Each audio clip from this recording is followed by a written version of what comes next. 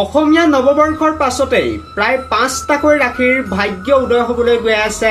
তেওঁলোকৰ ভাল দিন আহিবলৈ গৈ আছে। বহু দিনৰ পৰা ৰখি থকা কামবিলাকো এতিয়া আচলতে হ'বলৈ গৈ আছে। মুঠতে যিবিলাকৰ বিবাহ ৰখি আছিলে তেওঁলোকৰ বিবাহ হ'বলৈ গৈ আছে। যিসকল শিক্ষাৰ্থী আছে তেওঁলোকৰ বাবেও বহুত বেছি ভাল হ'বলৈ গৈ আছে। মুঠতে ভাগ্য তেওঁলোকৰ ভাল হ'ব যেতিয়াই অসমীয়া নৱবৰ্ষ আহিব, আৰু বেছি সময় বা বেছি দিন অসমীয়া নৱবৰ্ষৰ বাবে নাই। গতিকে বহুত বেছি এটা সুন্দৰ ভিডিঅ' হ'ব। কোনকেইটা ৰাশিৰ বাবে ভাল খবৰ আহিবলৈ গৈ আছে এই অসমীয়া নতুন বছৰটো, সেইটো আপোনালোকক আজিৰ এই ভিডিঅ'টোত মই জনাই যাবলৈ চেষ্টা কৰিম। কিন্তু তাৰ আগতে ভিডিঅ'টো লাইক লগতে চেনেলটো ছাবস্ক্ৰাইব কৰি ল'বলৈ নাপাহৰিব।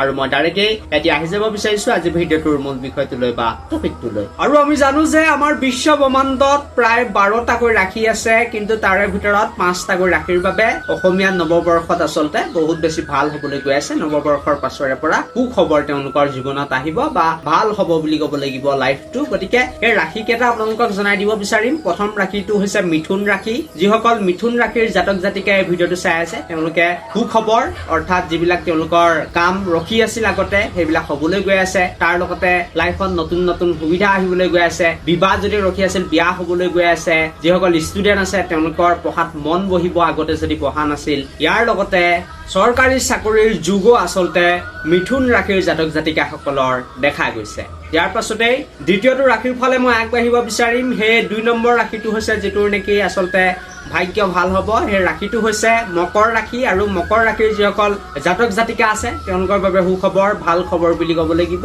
আৰু তেওঁলোকৰো আচলতে জীৱনত সুখবৰ আহিবলৈ গৈ আছে। যিবিলাক কাম তেওঁলোকৰ ৰখি আছিল আগতে সেইবিলাক হ'বলৈ গৈ আছে।